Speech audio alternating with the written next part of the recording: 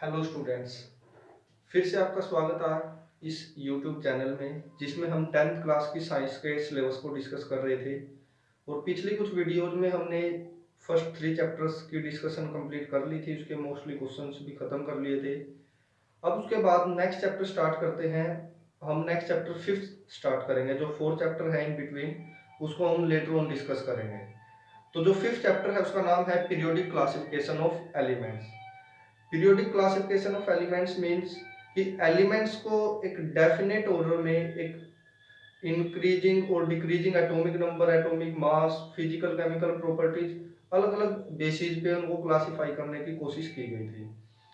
तो नीड क्यों पड़ी थी एलिमेंट्स को क्लासिफाई करने की? ताकि हम एलिमेंट्स की जो प्रॉपर्टीज है, केमिकल फिजिकल प्रॉपर्टीज, उनको अच्छे से डिफ्रेंशिएट कर सके, उनको और ज़्यादा डीपली स्टडी कर सके, इजीली रिमेंबर कर सके हम उनको। तो सबसे पहले स्टार्टिंग की थी एलिमेंट्स की क्लासिफिकेशन की डोबर्नियर ने।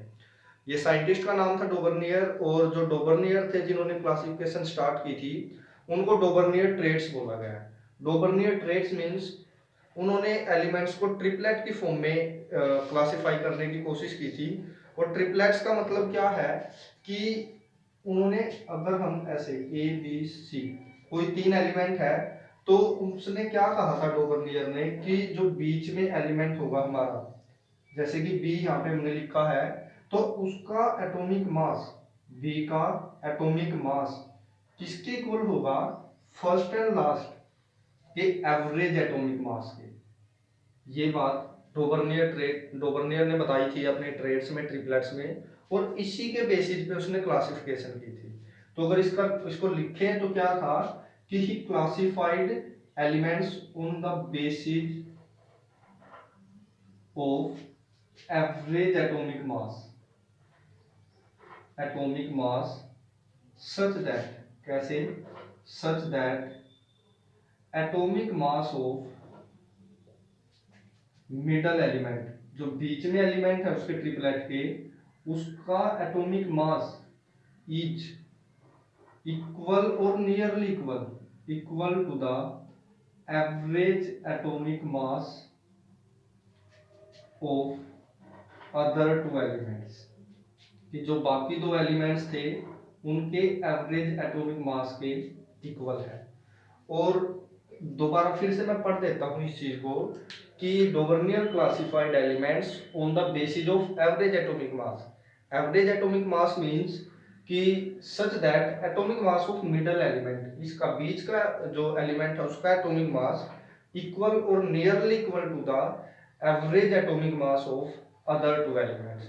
ये चीज डोबर्नियर ने क्लासिफाई की थी, इसकी स्टार्टिंग डोबर्नियर ने की थी। लेकिन अब जो इसने क्लासिफिकेशन की थी उसकी कुछ अपने आप में लिमिटेशंस थी। लिमिटेशंस क्या थी उसकी? कि सबसे पहले अगर मैं लिमिटेशन की बात करूं,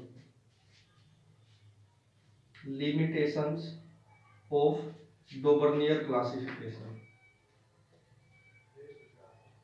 लिमिटेशंस क्या थी इसकी? सबसे पहली लिमिटेशन तो थी only able to form 3 triplets.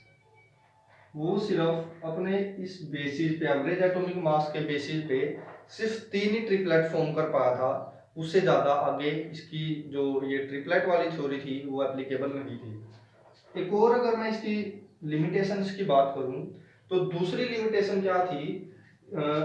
It is applicable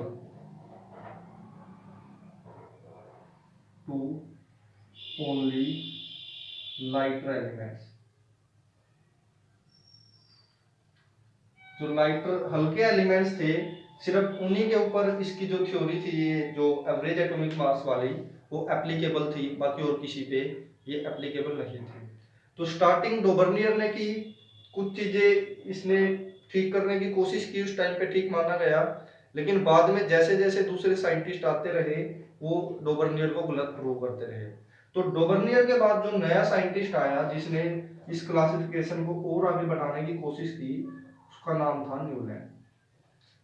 ये फिर से एक साइंटिस्ट था जिसने डोबर्नियर की क्लासिफिकेशन को गलत बताया, ट्रिपलेट्स को जो बेसिस था उसका वो गलत बताया, और उसने न्यूलैंड्स लॉ ऑफ ऑक्टेव्स दिया, law of octaves.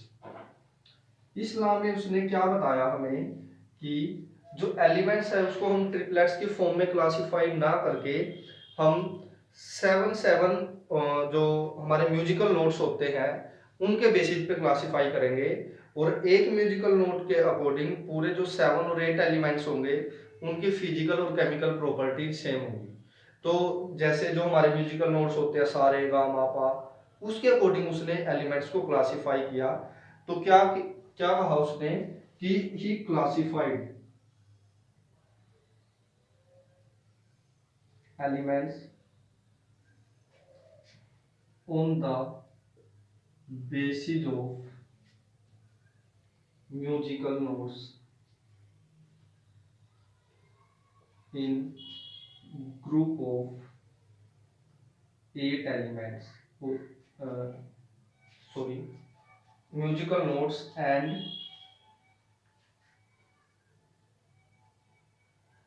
every 8th element, 8th element has similar property, similar or same property। मतलब क्या था इसका कि न्यूलैंड ने जो क्लासिफिकेशन की वो म्यूजिकल नोट्स के बेसिस पे की, और उसने क्या बताया अपनी क्लासिफिकेशन में कि हर एक 8वें एलिमेंट की जो फिजिकल और केमिकल प्रॉपर्टीज है वो सिमिलर होंगी, सेम होंगी, एक जैसी होंगी। तो ये म्यूजिकल नोट्स के अकॉर्डिंग उसने क्लासिफिकेशन की, और डोवर्नियर की जो ट्रेड्स वाली क्लासिफिकेशन थी उसको गलत प्रूव किया। लेकिन अब फिर से इसकी भी कुछ ना कुछ लिमिटेशंस रही, क्योंकि बाद में जो नेक्स्ट साइंटिस्ट आए उन्होंने इसको भी गलत प्रूव किया। तो न्यूलैंड लॉ ऑफ जो ओक्टेव्स थे न्यूलैंड्स ने दिए थे उसमें भी कुछ ना कुछ कमियां रही, लिमिटेशंस रही। तो अब हम इसकी लिमिटेशंस को अगर डिस्कस करें तो लिमिटेशंस क्या थी इसकी। सबसे पहली बात तो इसकी लिमिटेशंस थी कि जो इसकी क्लासिफिकेशन में कुछ एक प्लेसेस ऐसे थे जो वैकेंट बच गए थे, उनमें कोई एलिमेंट फिट ही नहीं बैठ रहा था, और कुछ एक प्लेसेस ऐसे थे कि एक ही प्लेस के ऊपर दो दो एलिमेंट्स आ रहे थे।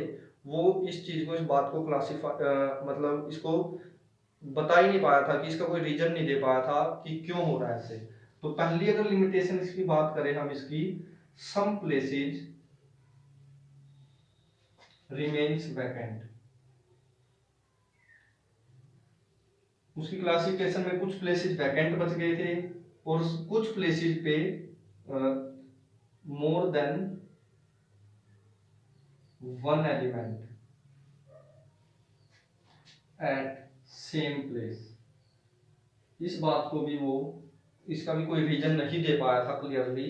और तीसरी बात क्या थी, जो न्यूलैंड ने जो क्लासिफिकेशन की थी उसने स्टार्टिंग में ही एक बात एज्यूम की थी कि जितने एलिमेंट्स उस टाइम पे डिस्कवर हो चुके हैं इन फ्यूचर कोई भी न्यू एलिमेंट डिस्कवर नहीं होगा, जो बात आगे चलकर गलत प्रूव हुई, क्योंकि टाइम के अकॉर्डिंग न्यू एलिमेंट्स हमेशा डिस्कवर हो रहे थे।